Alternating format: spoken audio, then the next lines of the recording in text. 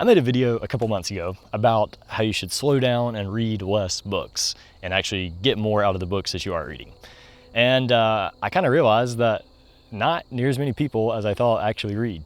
And that's okay. That's what this video is about. Because I know how hard it is to try and pick up a book and try and become a reader. Because I don't know your background. For me, I had some incredible parents who literally paid me to read books when I was growing up. And not just any books, they paid me to read nonfiction books. And so I just had a love for reading things that fascinated me and learning. And I realized that may not be your case. And so as someone who was blessed, I don't think a blessing is a blessing unless it's shared. So I want to share how I think you can enjoy reading just a little bit. You might not become a giant bookworm. I realize there's some weird connotations of weird book people and people who go to bookstores and live there and just, you know, book people can be a little weird. And so I'm not trying to get you to be a book person, but I think it is possible to actually read. And I think it's very beneficial. I'm not going to list off all the reasons that you should read or try and hit you with a switch and force you to read because of how great it is. The only thing I'll say on that is people who don't read are just as bad as those who can't. But that's enough of a hitting you on the butt with a switch. Now for a nice, happy carrot. I want to tell you how you can read and how it's great in a very practical way to actually enjoy, actually like reading. It may not happen overnight, but I think you can actually enjoy reading. Not become a bookworm, but actually enjoy reading. So here's how. First, understand that it's not your fault. The culture that we're in doesn't really value reading. And the only time we're required to read is in school, and then it's no fun because you're being forced to read some book you probably don't like.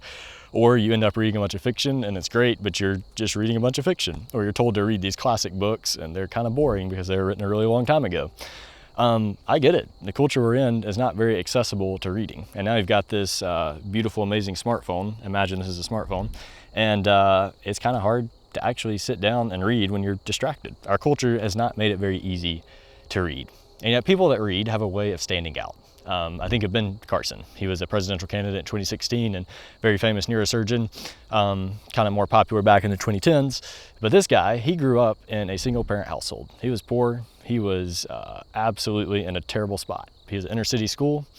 And Ben Carson was just dumb. He was the dumbest person in his class, and he says it. He says he didn't have any hope or any reason to be good at anything.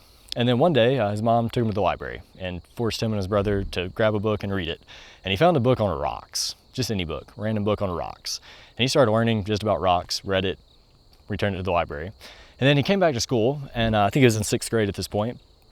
And his teacher was talking about something and said, "Does anyone know what obsidian is?" And all of a sudden, all these students are just looking around and they see Ben Carson raise his hand. The dumbest student in the class raised his hand and told them what obsidian was because he knew what it was. And all of a sudden he had this moment where he realized, I could be smart. If I just read and I just learn about things that interest me, I'm just naturally going to enjoy life more and I'm going to be a little bit smarter. And so I think you can have that too. And here's where I think you should start. No matter where you are, I think you can improve. I can improve. If you don't read at all, you can start by reading. If you read a lot, you can start by slowing down just a little bit and soaking in more of what you read.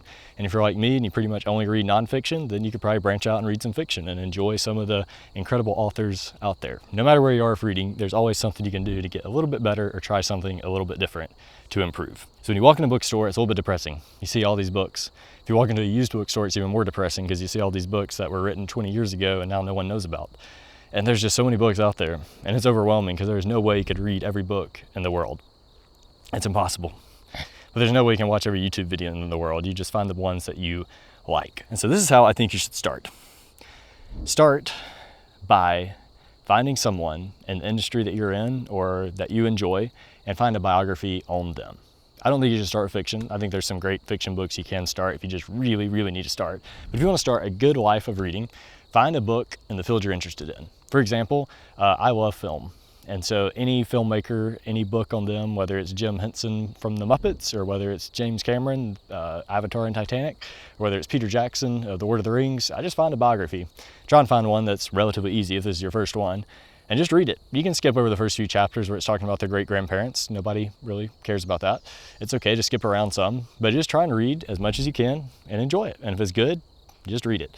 So maybe you're into business, read a book on John Rockefeller or Elon Musk. Maybe you're into fashion, find somebody who is a fashion expert.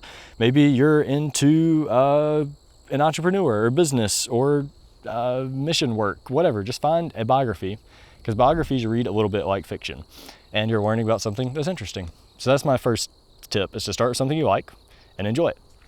Second one is read just 1 page a day.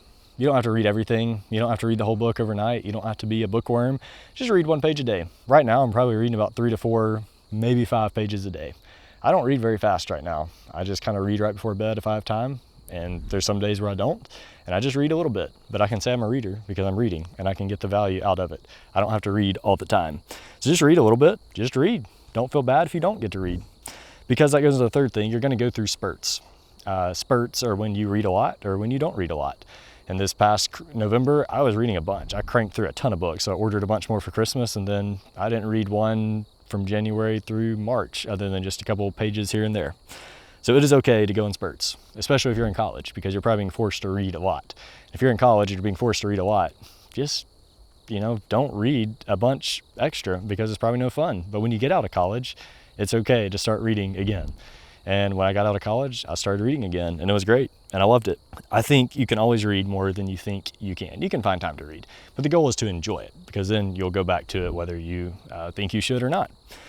Fourth one is keep your books visible by your bed.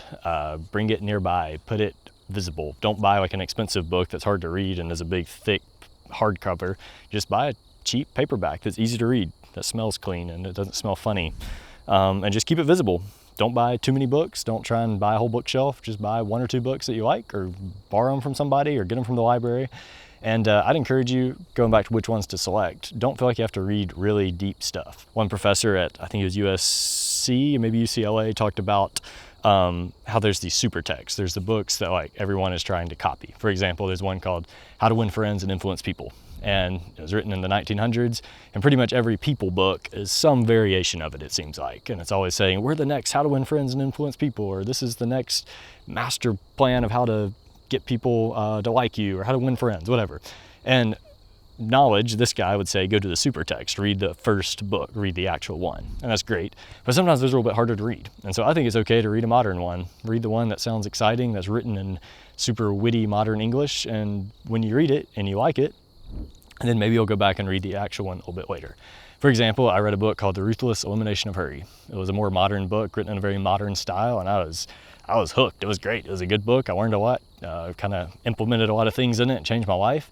And then later on, I read one of the books that it referenced, and it was a book from the 1500s, translated from Spanish, and it was a hard read. And if I'd started with that, I would not have finished it. But since I read it from a modern angle first, and then went back and read the super text, all of a sudden it made more sense, and I actually read it that way. So don't start too hard.